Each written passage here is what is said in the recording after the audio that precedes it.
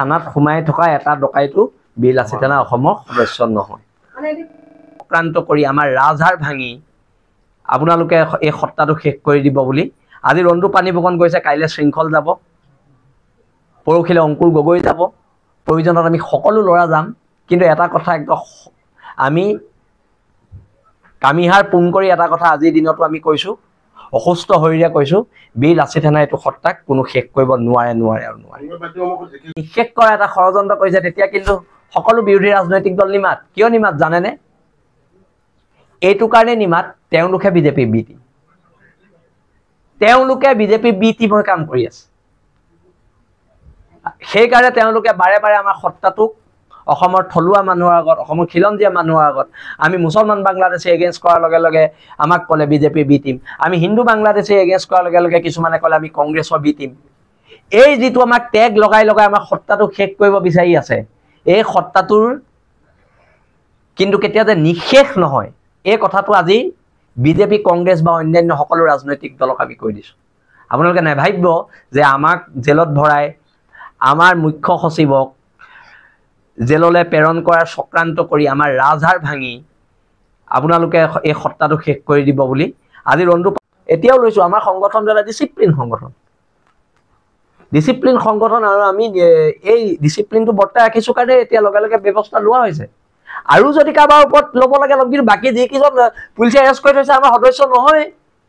জুবিন গাৰ্গৰ ন্যায়ৰ দাবীত আসলতে হৰহ হৈ আছিল বীৰ লাচিত সেনাৰ বহুকেইগৰাকী বিষয়ববীয়া আসলতে সেই সন্দৰ্ভতো আসলতে কিবা এটা সক জুবিনদাৰ ন্যায়ৰ ক্ষেত্ৰত কেৱল মাত্ৰ বীৰ লাচিত সেনা অসম নহয় অসমৰ প্ৰত্যেকটো সত্তা খৰব হৈ আছে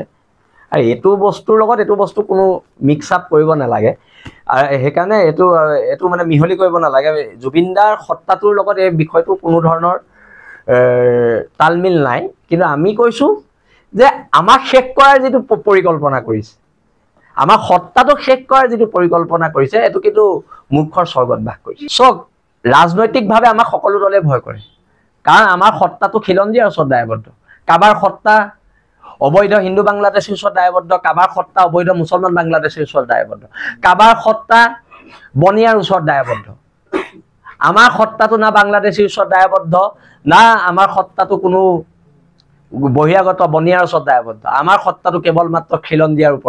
ওচৰত দায়বদ্ধ এতিয়া যিবিলাক আজিলৈকে অসমৰ ইতিহাসত কোনোবা এটা সংগঠনক নিষিদ্ধ কৰিম বুলি আলফাবাৰ সহস্ৰ সংগঠন এটো এটা বেলেগ বস্তু কিন্তু এটা জাতীয় সংগঠনক নিষিদ্ধ কৰিম বুলি প্ৰথম কৈছে আৰু তাৰ কাৰণে আমি গৰ্ব কৰিছো যে বীৰ লাচিত সেনা এটো শক্তি আছে যে বীৰ লাচিত সেনালে চৰকাৰ সদায় কষ্টমান নাই এতিয়া কথাটো হৈছে স্থিতিবিলাক কোনে স্পষ্ট কৰিব অসমৰ যিজন মূল মানুহ মুখ্যমন্ত্ৰী স্পষ্ট কৰিব তেওঁ কৈ গৈছিল কেদিনমান আগত যে বীৰ লাচিত সেনাৰ প্ৰত্যেক সৈনিকৰ গাত লাচিতৰ তেজ আছে আৰু সেই বক্তব্যটো অন ৰেকৰ্ড আছে আৰু আমিও ভাবিছো তেওঁকো কোনোবাই ভুল পথে পৰিচালিত কৰিছে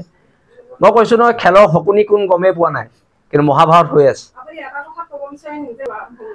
আমিতো সদায় হাত না বুলিয়ে কওঁ কোন দিনানো হাত হা বুলি কৈছো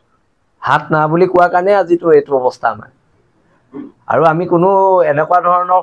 সত্তা নহয় যে কোনোবাই কিবা ক'লে আমি সেতুকে লাগিলে হেতু জুনেই নহওক আমি বিজেপি কংগ্ৰেছ কাৰো আদৰ্শৰ দ্বাৰা পৰিচালিত নহয় আমি খিলঞ্জীয়া সত্তাটোৰ স্বাভিমানটো কেনেকৈ জীয়াই ৰাখিব পাৰি খিলঞ্জীয়া মানুহে কেনেকৈ মূৰ তুলি জীয়াই থাকিব পাৰে আৰু সেই খিলঞ্জীয়া মানুহ মূৰ তুলি জীয়াই থকাৰ ক্ষেত্ৰত চৰকাৰে যিমান কৈছে আমিও সিমান আমাৰ সকলোৰে লগত সভাপতিৰ লগত মই যোগাযোগত আছো সভাপতি মোৰ লগত যোগাযোগত আছে প্ৰাণজিৎ গগৈ মোৰ লগত যোগাযোগত আছে অংকুৰ গগৈ ইয়াতে বহি আছে আমি গোটেইখিনি আলোচনা কৰিম আৰু আমি এটা পৰিয়ালৰ দৰে বীৰ লাচিত সেনা আৰু পৰিয়ালে সদায় পৰিয়াল কেন্দ্ৰিক আমি সিদ্ধান্ত ল'ম সংগঠন শক্তিশালী কৰাৰ সিদ্ধান্ত ল'ম আৰু তাৰ লগতে ৰন্তু পানী ফুকন উৎপল অসম তন্ময় চেতিয়ালৈ আমি আমাৰ শুভেচ্ছা শুভকামনা জনাইছো যেহেতু জেল আমাৰ অলংকাৰ আৰু জেলৰ অলংকাৰ দেশ আৰু জাতিৰ বাবে পিন্ধিব পোৱাটো ভাগ্যৰ কথা আৰু সেইবাবে এই চেগতে বীৰ লাচিত সেনাৰ প্ৰত্যেক সৈনিকৰ ত্যাগ তেজ আৰু ঘামৰ হৈ